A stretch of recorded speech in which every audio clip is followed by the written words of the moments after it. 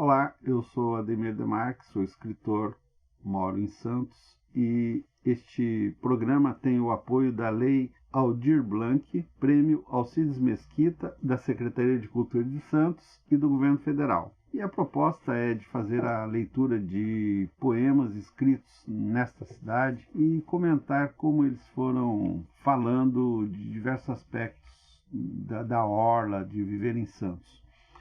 A minha experiência de escrita tem sempre uma base sensorial, no sentido de que todos os sentidos estão atentos, caminhando pela cidade, descobrindo coisas, observando.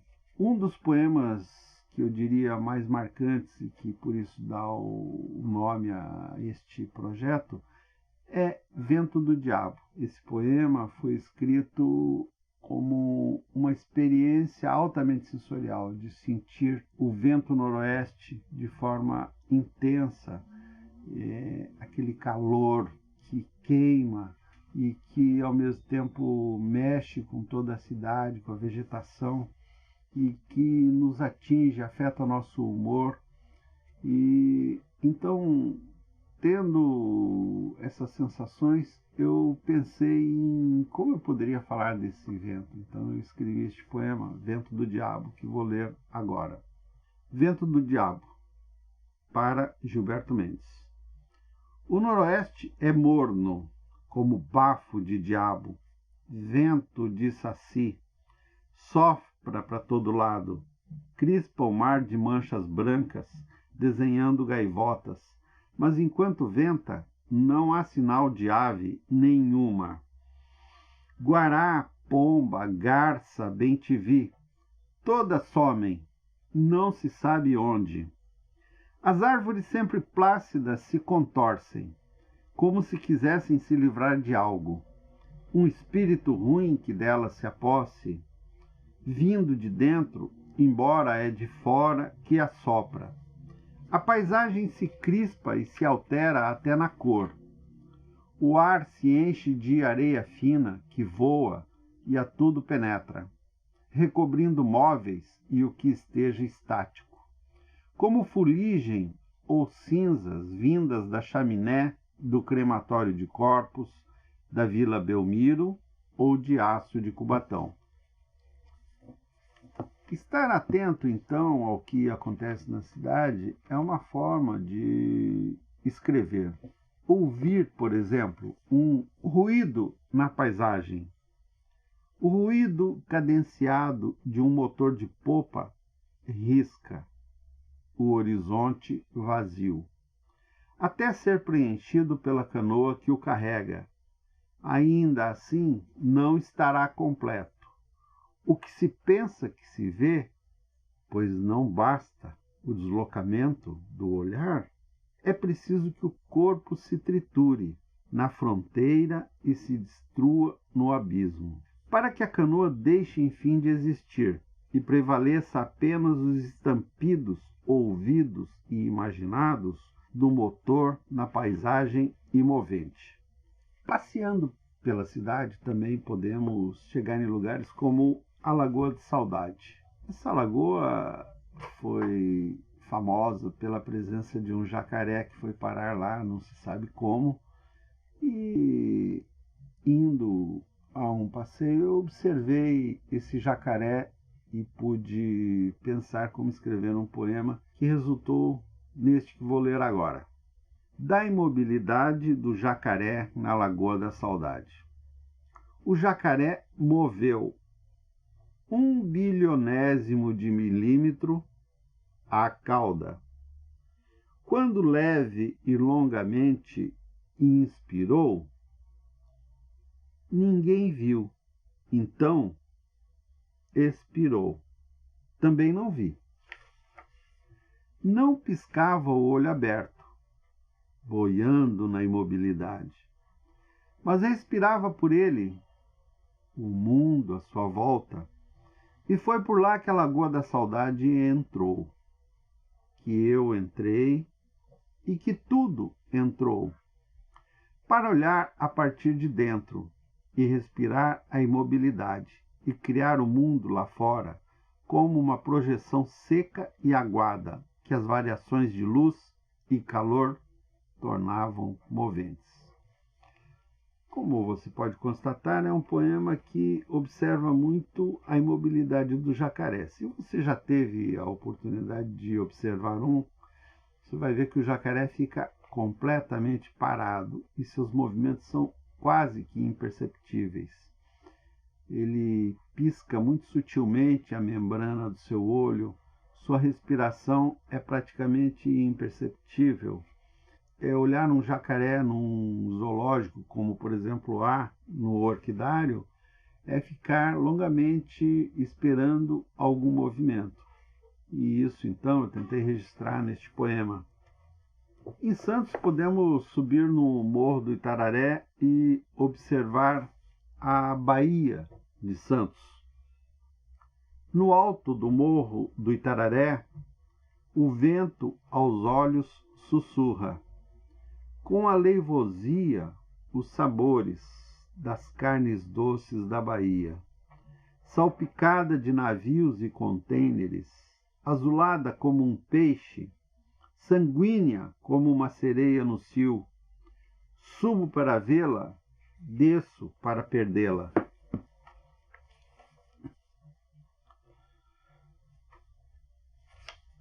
Olhar a Bahia é também uma sensação de parar no tempo, porque quando vemos à distância a paisagem, ela parece estática.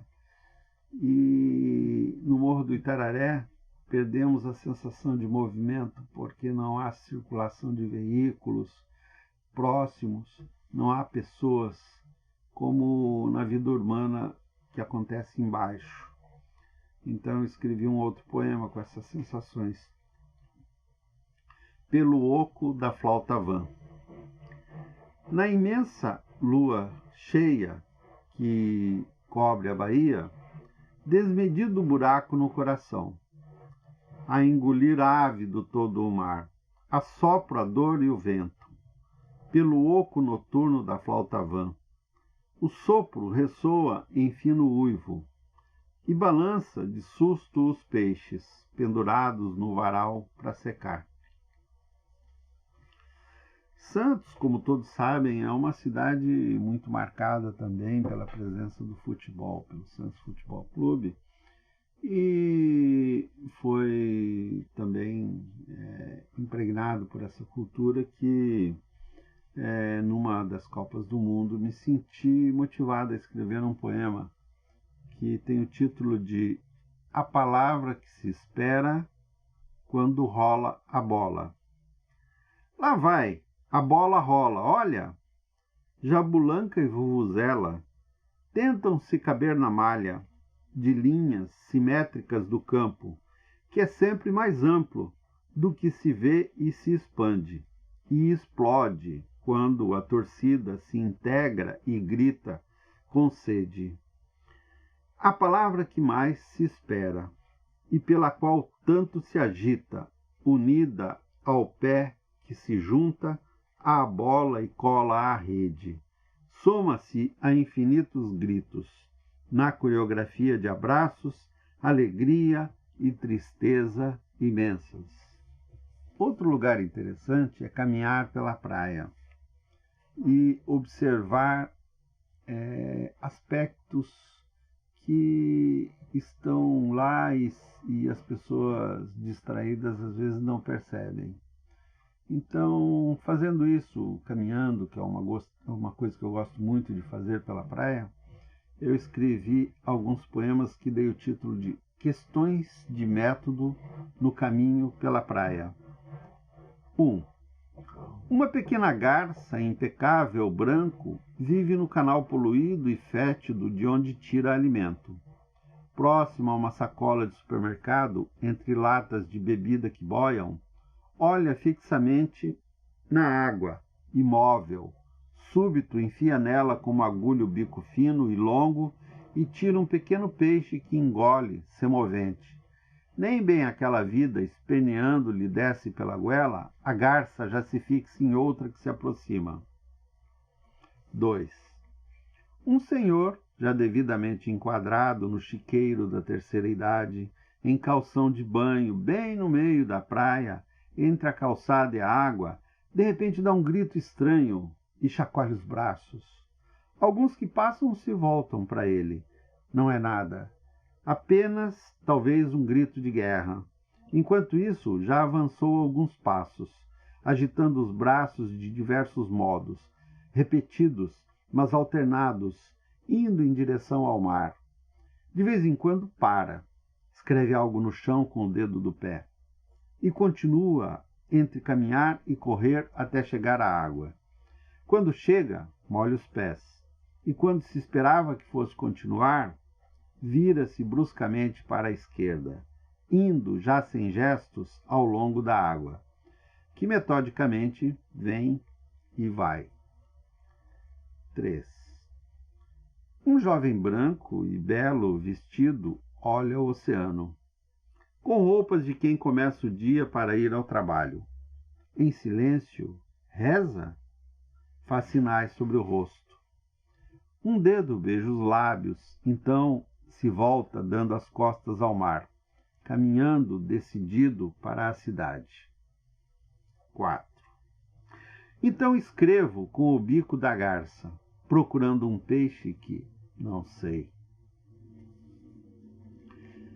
Na praia também é um lugar em que aparecem muitas coisas que são desovadas pelo mar, que o mar recusa e devolve aos humanos.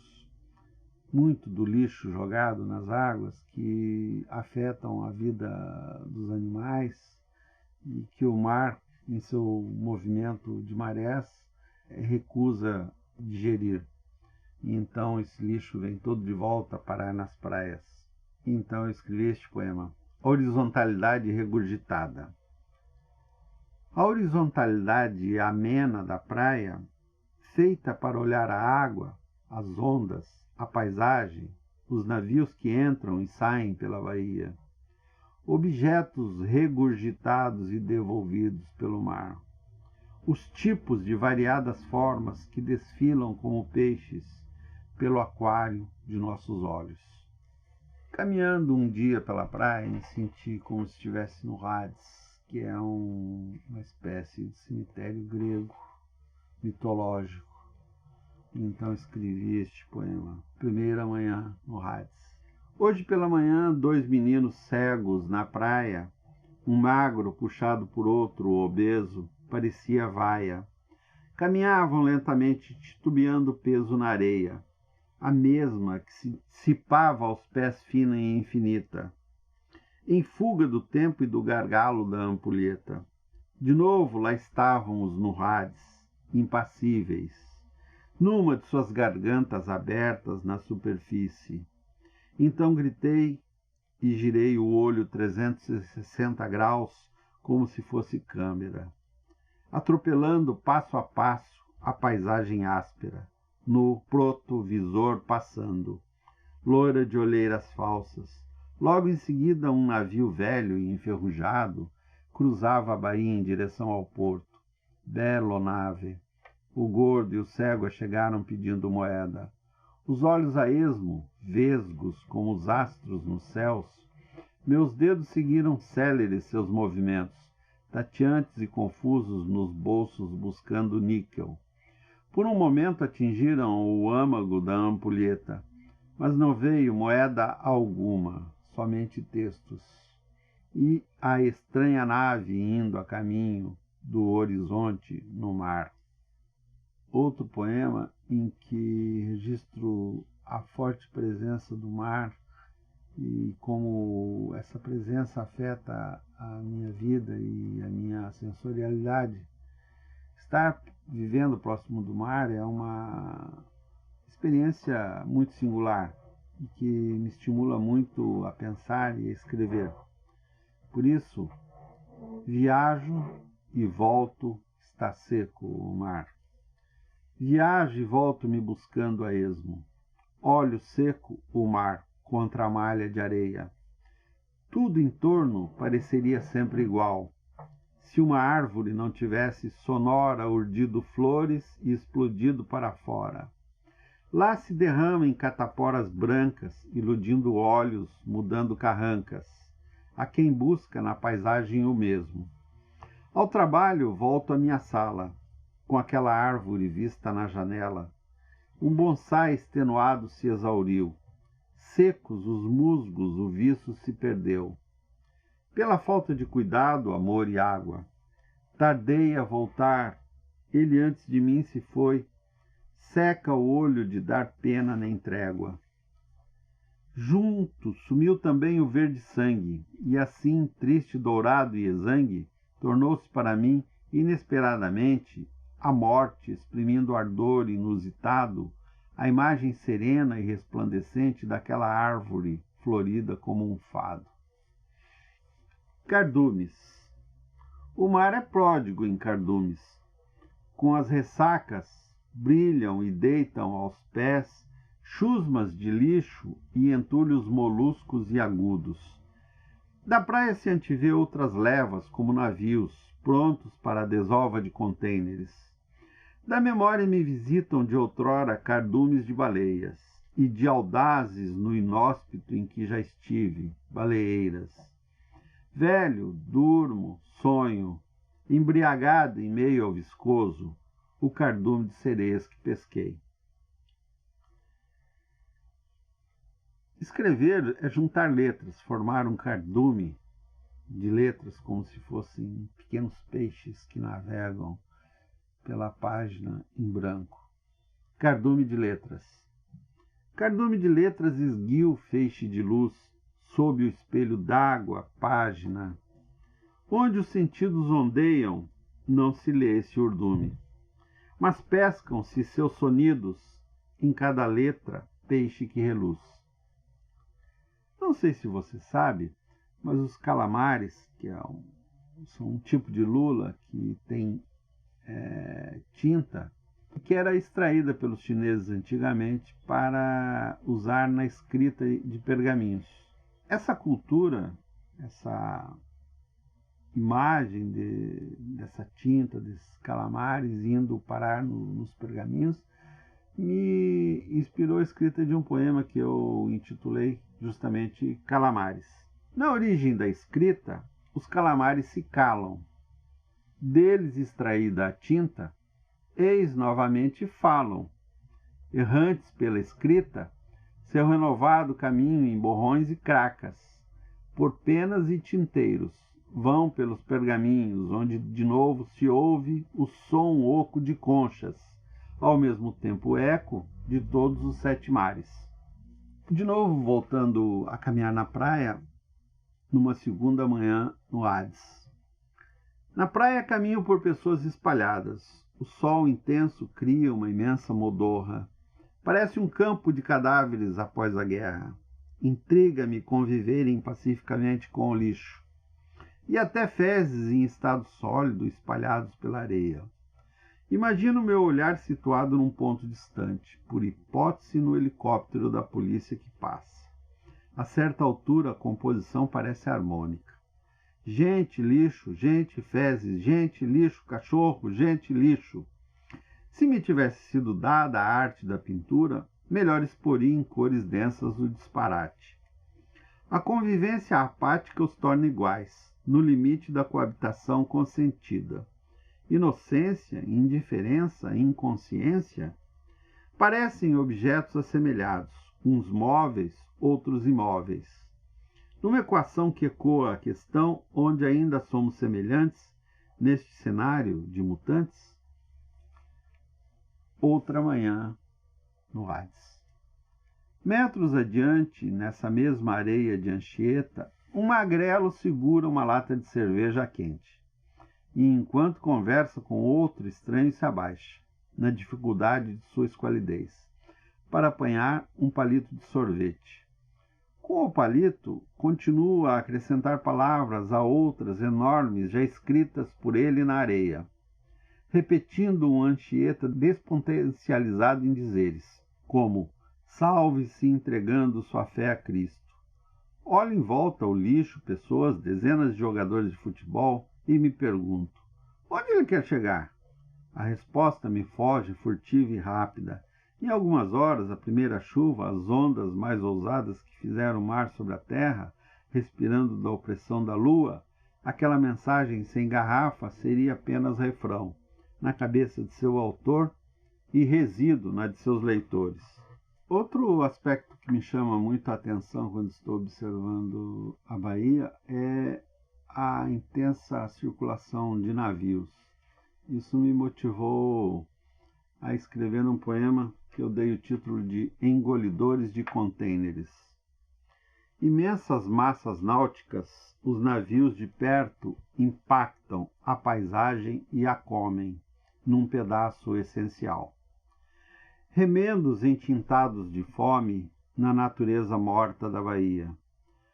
Mais pesados que água, boiam, vorazes engolidores de contêineres, interferências paquidérmicas que deslizam pelos olhos e viajam. Finalmente, para concluir, vou ler o último poema, O Porto, uma visita a Baudelaire. Um porto é lugar de encanto para alguém cansado pelas atribulações da vida. A amplitude do céu, a arquitetura móvel das nuvens, as tonalidades variáveis do mar, a cintilação dos faróis listrados da orla, buscados como um olho de luz amigável nas trevas pelos navios, são um prisma maravilhosamente adequado para entreter os olhos sem nunca aborrecê-los. As formas sinuosas dos navios, com mastros complicados, ganchos, guindastes e arquitetura primorosa, aos quais a ondulação transmite oscilações harmoniosas, servem para distrair o observador e estimular o gosto pelo ritmo e pela beleza da vida.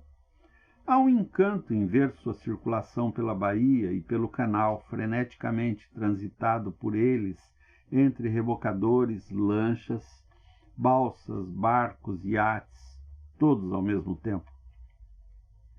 Além disso, há, sobretudo, uma espécie de prazer misterioso e sofisticado em caminhar pelo cais, para quem já não tem paciência, curiosidade ou ambição na contemplação acomodada, inclinado nos mirantes ou debruçado junto às muretas do canal. Todos os movimentos dos que partem, dos que voltam, dos que ainda têm a força de querer, o desejo de viajar ou de enriquecer nos valores e sonhos que vão e vêm em contêineres. Concluo então a leitura, informando a vocês que esses poemas estão no livro Pirão de Sereia, que é também uma imagem de viver na cidade, né? Remeter a uma sereia e imaginar comer um pirão dela. E agradeço então a atenção de vocês e ao apoio dado pelo programa de incentivo proporcionado pela Lei Aldir Blanc, Prêmio Alcides Mesquita da Secretaria de Cultura de Santos e do Governo Federal. É isso aí.